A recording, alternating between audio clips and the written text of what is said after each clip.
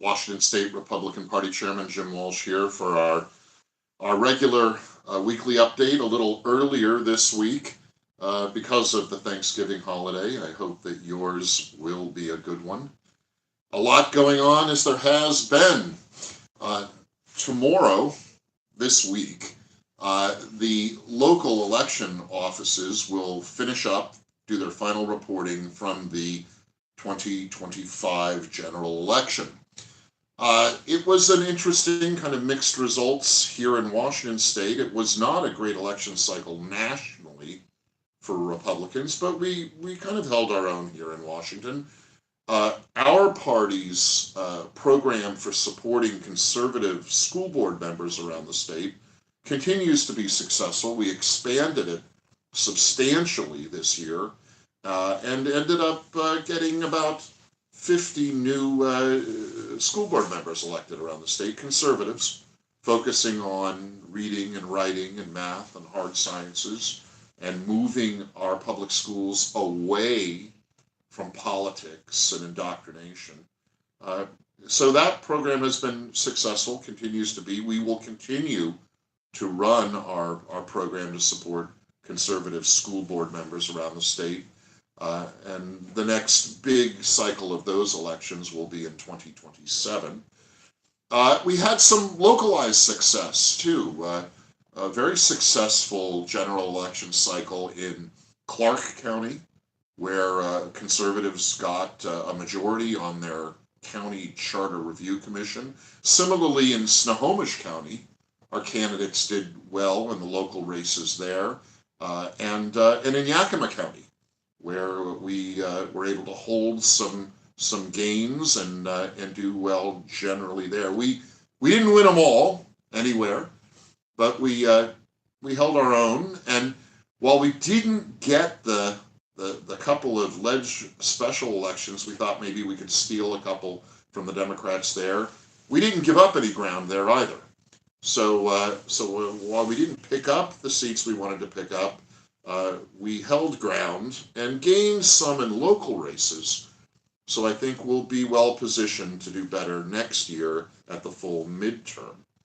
Of course, right now and to the end of the calendar year, we are tightly focused on the initiatives we support. There are 3 good initiatives out. One that will restore the parts of the Parents' Bill of Rights that the progressive left gutted in the last legislative session in Olympia. One that will make it clear in Washington law that boys can't play in girls' sports. It protects girls' sports in Washington. And then the voter ID initiative, of course. That's the initiative we've been supporting directly here at the state party.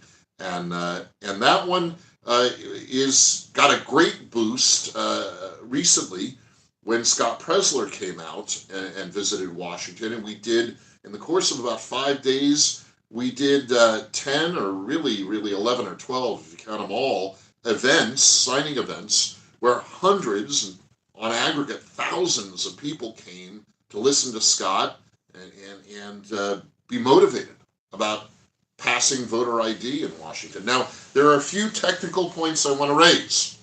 While we are distributing the petitions to support the voter ID initiative that look like the petitions for the other initiatives, all 3 of them look similar, and you can order these at wagop.org and circulate them and get friends and family to sign.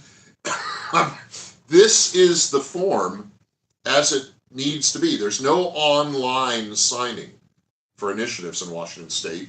It's got to be paper and ink, and it's got to be this format. We are getting a few petitions in from well-meaning people who are printing them on 8.5 by 11 paper.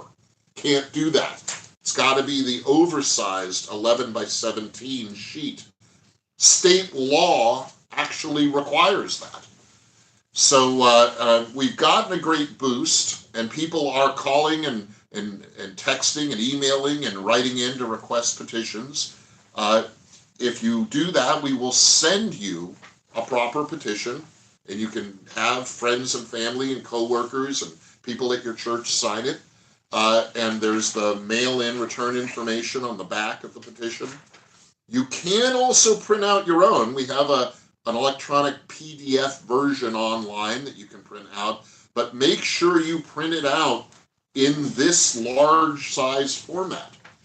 If you print it out as a small size format, the Secretary of State's office will not accept it. Got to be an oversized petition form. We are on track to get enough signatures to qualify the initiative, but we aren't there yet. We don't have enough petitions and signatures in hand to qualify it right now. So the last month, we have until the end of the calendar year to collect the signatures. The last month is going to be intense. We need your help. Particularly, we need you to start sending petition forms you have signed back into the party, because we need to start collating and organizing the petitions we do have in hand. We've circulated more than enough of these to get enough signatures to qualify the initiative, but we don't have them in hand yet. Those petitions are still out in the state, circulating and collecting signatures. We need to get them back in. So I'll be talking more about that in the days and weeks to come. We will also be increasing our efforts at aggressively collecting signatures at public places and events all around the state. Why is it important to get not just the voter ID signature qualified, but the other petitions, initiatives that are out there, the Restoring the Parents' Bill of Rights and the Protecting Girls' Sports? These initiatives, if they qualify at the end of this calendar year, go first to the state legislature in Olympia, of course, and then if the legislature doesn't pass them into law, they go to the people for a vote in the general election next November 2026.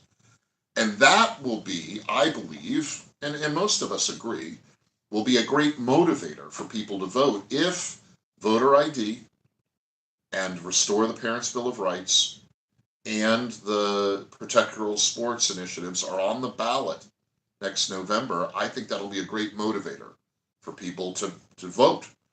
As you know, the turnout in our general election in 2025 was very low, about 36% statewide, much lower than most people expected it to be. We have to get out the vote.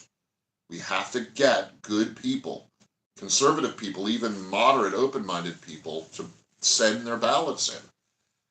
And to that end, the state party will continue to expand and refine its voter, get out the vote, voter engagement efforts, including our ballot harvesting efforts.